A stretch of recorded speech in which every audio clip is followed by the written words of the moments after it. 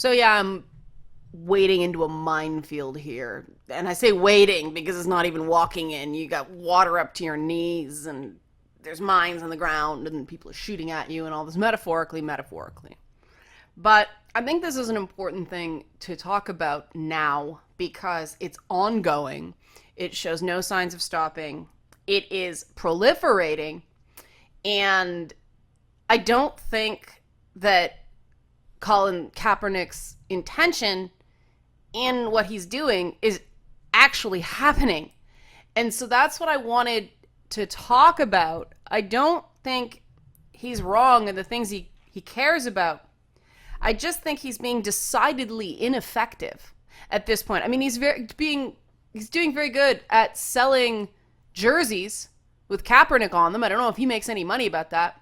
And he's very successful in pissing off the police who volunteer to protect local sports events, and some may not volunteer anymore because of his actions.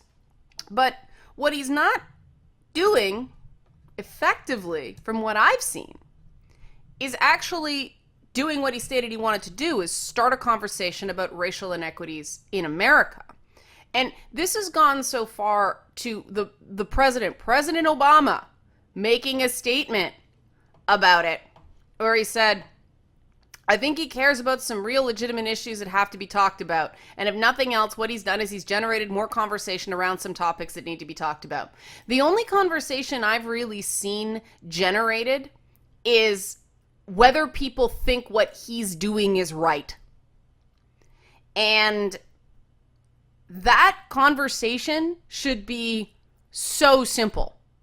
Whether you agree with it or not, he has the right to do it. Now, whether disrespectful and offensive behavior violates his contract with the NFL is a different story. But in terms of free speech, he has every right to do what he's doing. Now, this gets into the tricky area of deliberately offensive speech and acts. Because this is what he's doing. He had to know going in that not standing for the national anthem would offend people. And the thing that really has a lot of people annoyed at him is that he is causing disrespect, and he knows it, to people in the military. And this is less important to him. He has evolved his behavior from sitting during the national anthem to kneeling during the national anthem, and other athletes have started doing the same thing in support of his gesture. But we also can't deny that he also wore socks that depicted police officers as pigs. I believe that's right. Where is it? And I mean, people are comparing him to Muhammad Ali. It doesn't show anything here. Yes, all that is true. All that is true, that Muhammad Ali did similar things. Other athletes have done similar things. So the question is not, does Colin Kaepernick have the right to be offensive? And the question is not, is what he is doing offensive? The answer to both is yes. It's absolutely offensive to some people. And then you get into these discussions that get ugly very quickly about how the less privileged, it is not their responsibility of the left. It is not the responsibility of the less privileged to make the more privileged feel comfortable. And that is a valid assertion to have from a moral standpoint. It is not necessarily an effective standpoint. Because I've been following the story a lot. And I haven't seen a ton of discussion about the impact of racism on policing in America. This Vox article, I know it's Vox, but this Vox article at least talks about the issue. Most of them don't. Most talk about that he wants to start a discussion, and then they don't discuss. The news segments talk about him, not the discussion.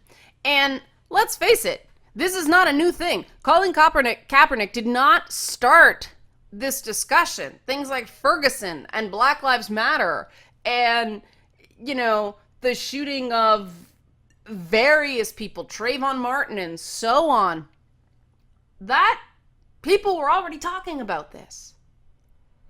And the question is, okay, we have all these statistics.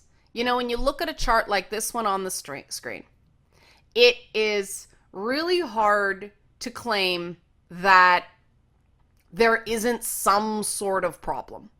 Okay?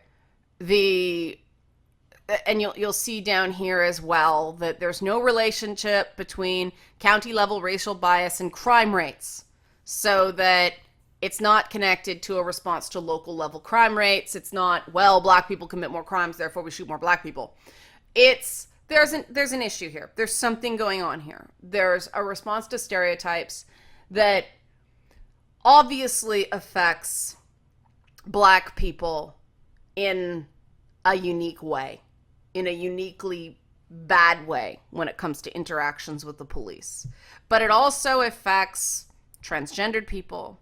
It affects gay people in some communities. It affects multiple people. And America gets very sensitive on this issue. It gets very sensitive in any discussion around race. People get very defensive very quickly. And what I don't hear a lot of public discussion is, what do we do about it? Because even this Vox story doesn't show the whole story, because this is very clearly, a Black Lives Matter sympathetic approach, for lack of a better term. And, what's not being talked about is the fact that good cops, and I know this because I've talked to them, they know what's going on. They know who the bad cops are, but there's nothing they can do about it. For various reasons, some cultural, some structural. And so we've got this situation where the majority or plurality of people agree there's a problem, but we haven't moved into that part of the discussion outside of various police departments. We talk about what the actual solutions are. We have crazy demands about police not being allowed to participate in pride parades and things like that, at least up here in Toronto. But we've never actually gotten to the point yet where anybody starts going, well, let's try this. And that might make it better. And if it doesn't work, whatever, back to the drawing board. But at least we tried something. We're fixated on the problem and this rapid cycling ramping up of identifying the problem. But I haven't heard any solutions, or very few suggested solutions. And that's because, the problems go back generations and no one individual is to blame for that. But I think we really do have to start, as part of this national dialogue, start talking about some solutions, because there are people working in those, high crime neighborhoods, and they could really use some money, and they could really use some support, and they could really use some grants. I know, because I've got friends of mine who are toiling, in places like Baltimore and places in Louisiana and, parts of LA, trying to get ex-cons jobs, things like that. There are people out there who have identified solutions and know how to make them happen. They just don't have the resources to do it the way they could if it was there. And this is really, when it comes down to it, a resources issue.